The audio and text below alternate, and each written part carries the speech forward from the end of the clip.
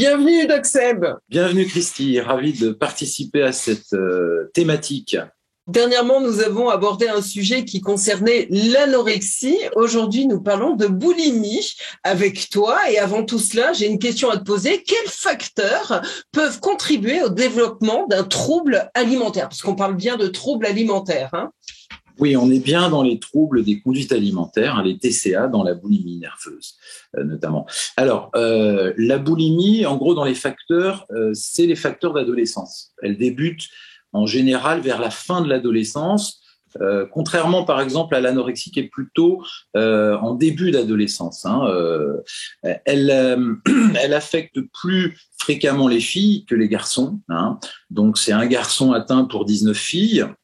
Et comme les autres troubles des conduites alimentaires, elle touche davantage les populations des pays développés, industrialisés. On n'a pas trop parlé jusqu'à présent, mais il y a un lien quand même avec l'accès facile à la nourriture et un certain confort finalement, et les troubles des conduites alimentaires aussi. On le voit nettement moins dans les pays où il y a une forme de disette, où on a justement cette problématique.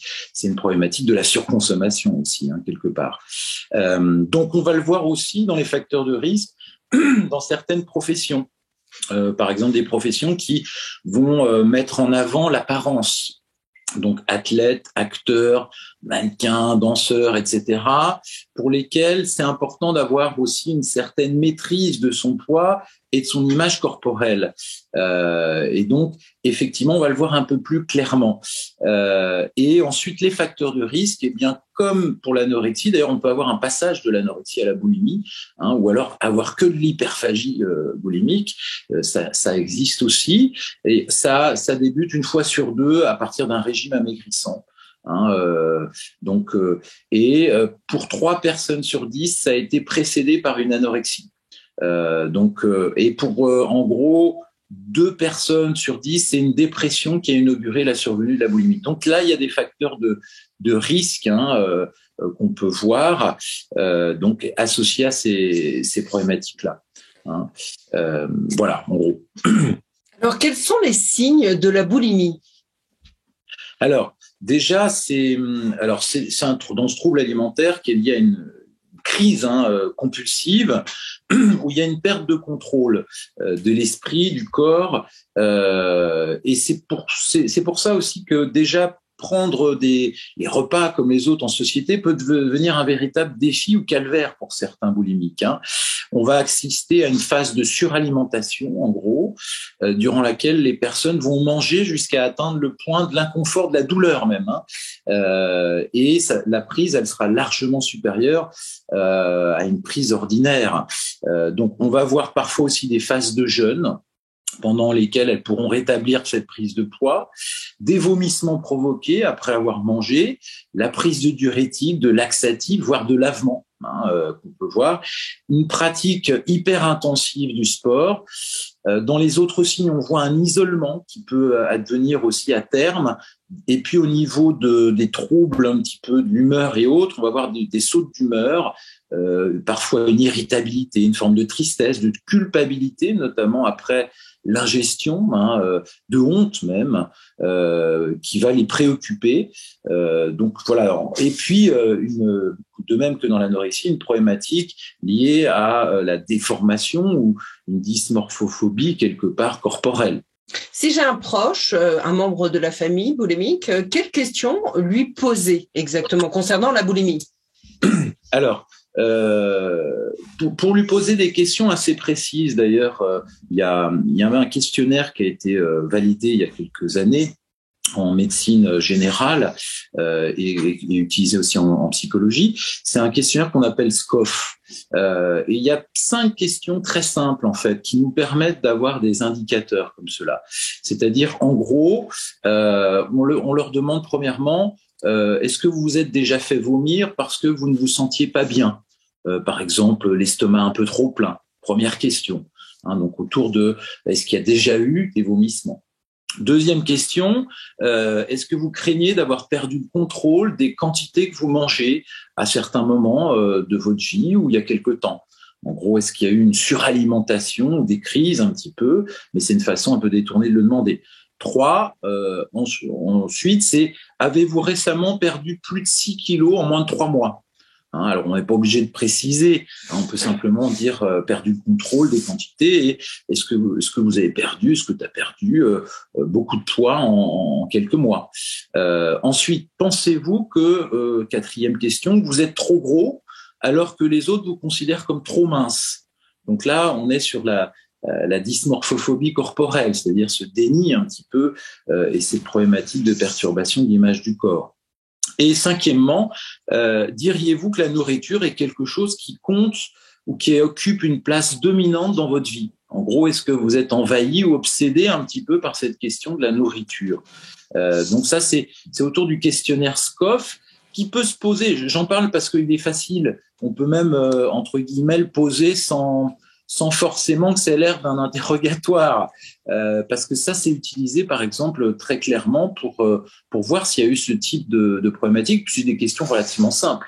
Après, on veut préciser, il y a des questions, il y a l'EAT, par exemple, Eating Attitude Test, où là, il y a 25 à 40 questions, mais là, c'est vraiment pour évaluer le trouble. Mais ce qui est important quand même de préciser, c'est pas parce qu'on répond à une ou deux questions, parce que on se trouve toujours soit trop gros, soit trop mince, on pense à la nourriture quand, enfin bon. Je dis ça, je dis rien, mais beaucoup de gens s'interrogent sur leur poids, ils font attention. C'est pas pour autant qu'on a des troubles alimentaires. Non, ça fait partie des préoccupations que tout un chacun a. On sait que c'est, par exemple, il y avait eu des études là-dessus, que c'est l'une des préoccupations féminines la plus importante. La question de prendre ou de perdre du poids, effectivement. Mais quand on commence à répondre à certaines questions, par exemple au fait que on s'est déjà fait vomir pour éviter de prendre du poids, c'est quand même assez significatif. Si on a perdu plus de 6 kilos en l'espace de deux mois, alors c'est quand même assez significatif. Aussi, à plusieurs reprises. Alors, à moins qu'on ait une problématique d'obésité ou de surpoids qui nous a amené à faire un régime amincissant.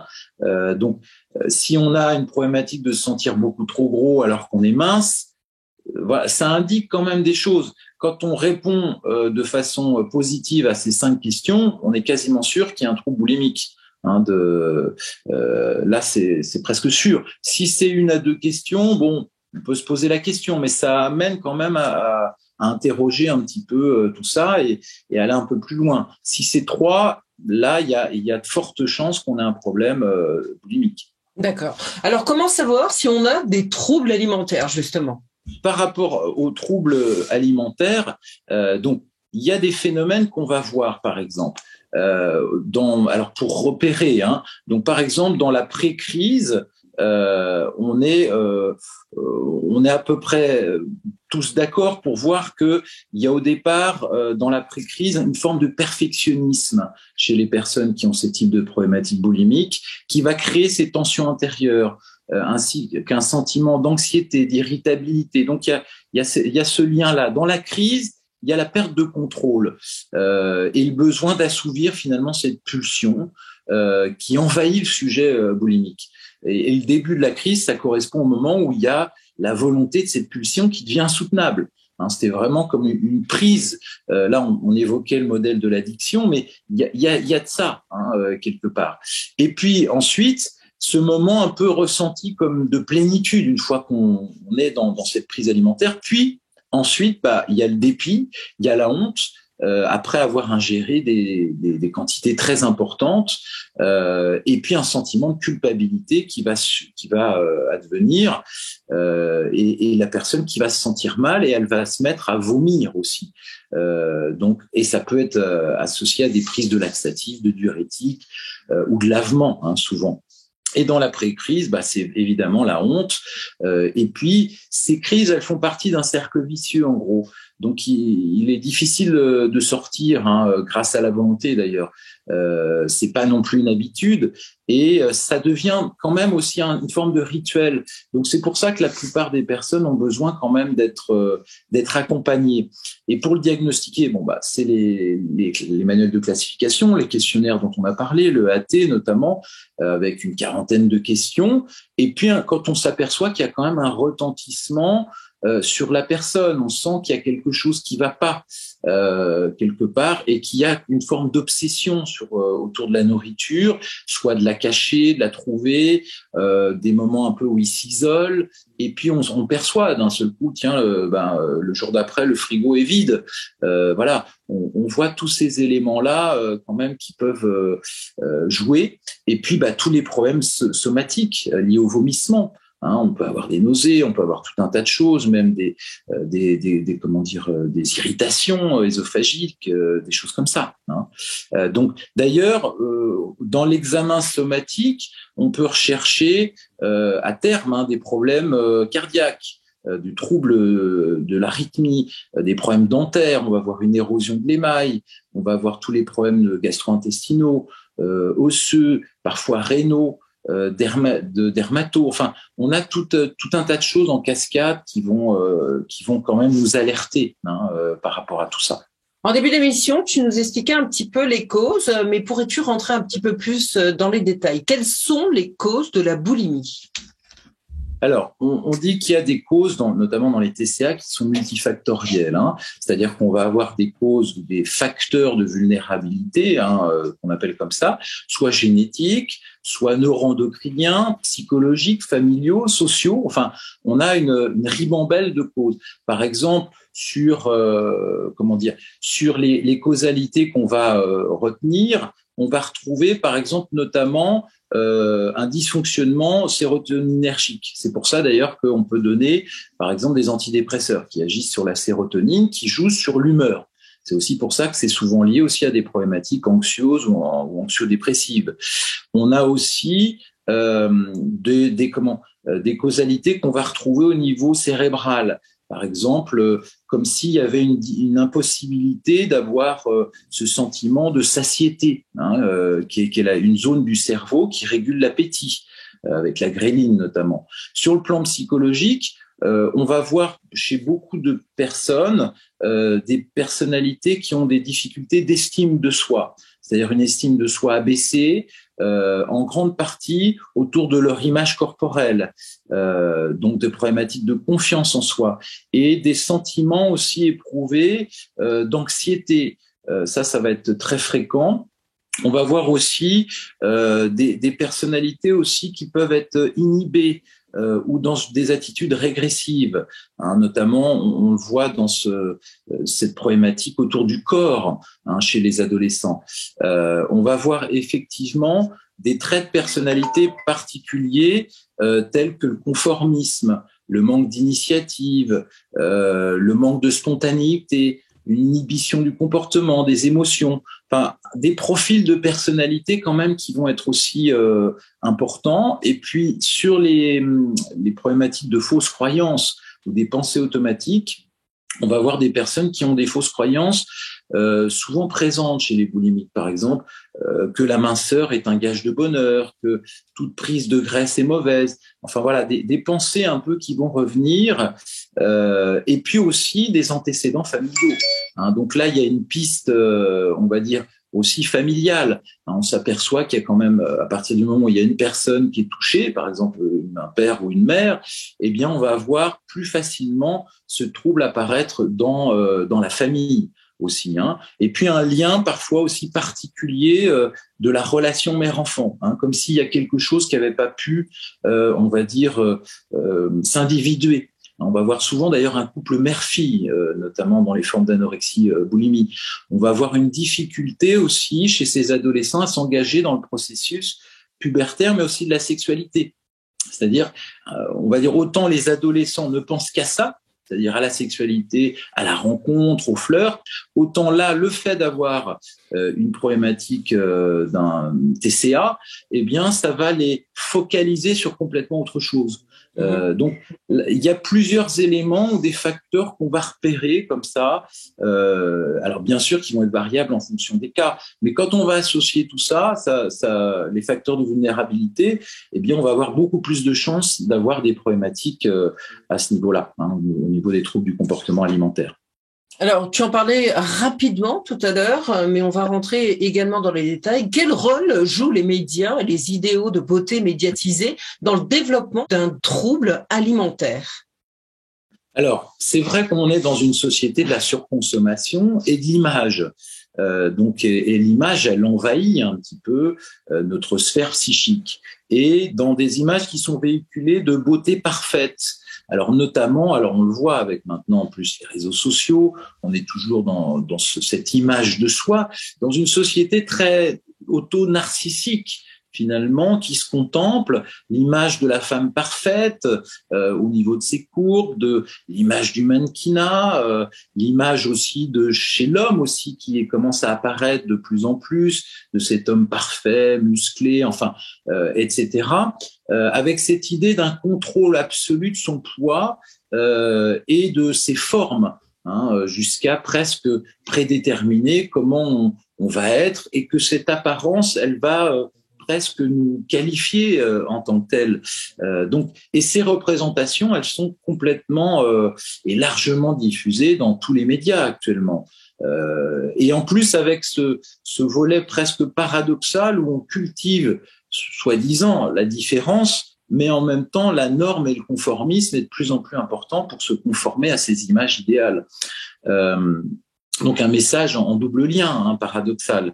Et c'est ces paradoxes-là qui créent aussi les problèmes. Et on voit beaucoup de jeunes, adolescents notamment, qui vont coller complètement à ces images.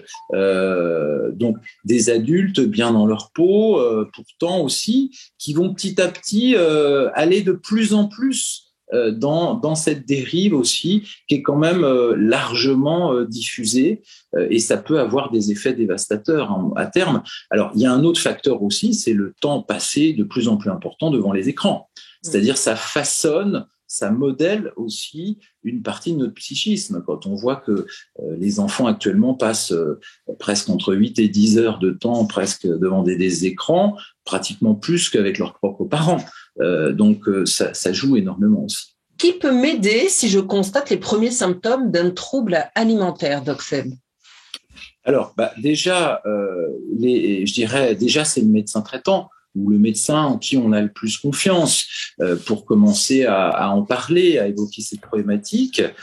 Si on est enfant, ce sera le pédiatre, évidemment. Ça va être aussi les spécialistes en psychologie, par exemple, les psychologues, docteurs en psychologie. Ça peut être aussi un psychiatre chez qui on va consulter aussi pour avoir un diagnostic. Donc, c'est d'avoir recours à des tiers spécialisés dans le domaine, parce que c'est quelque chose dont on sort quasiment pas tout seul. C'est vrai que c'est très important d'avoir un accompagnement, et puis un accompagnement une fois qu'il y a ce diagnostic qui peut être posé, qu'il y a une thérapie qui peut être entreprise, avec les différentes formes de thérapie dont on a parlé déjà.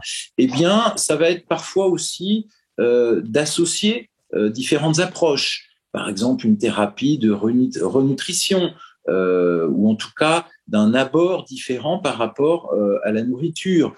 Une thérapie en lien avec, je dirais, la systémique familiale aussi, qui va être importante. Un accompagnement de psychothérapie, alors soit de soutien, soit cognitivo-comportemental ou psychodynamique, ou associé aussi à des thérapies en lien avec l'hypnose. Ça peut être tout à fait intéressant, mais on va avoir besoin souvent de plusieurs outils. Et puis, comme souvent, s'il s'agit d'adolescents ou de jeunes adultes, il va falloir aussi quelque part qu'il y ait cette motivation et cette alliance thérapeutique qui puisse se faire, et puis de pouvoir choisir avec la personne ce qui lui correspond mieux comme approche. Et puis aussi, il y a le contact et le lien avec le spécialiste ou les spécialistes qui est tout à fait important aussi. Parce que dans ces problématiques-là, on est dans une dépendance finalement à la nourriture, et le but, c'est d'être dans un lien émotionnel aussi avec d'autres personnes et de sortir de cette difficulté au mieux. Alors, on arrive sur la fin de l'émission. Doc Seb, j'ai une dernière question. Est-ce que les régimes sont bons pour la santé, recommandés en cas de troubles alimentaires?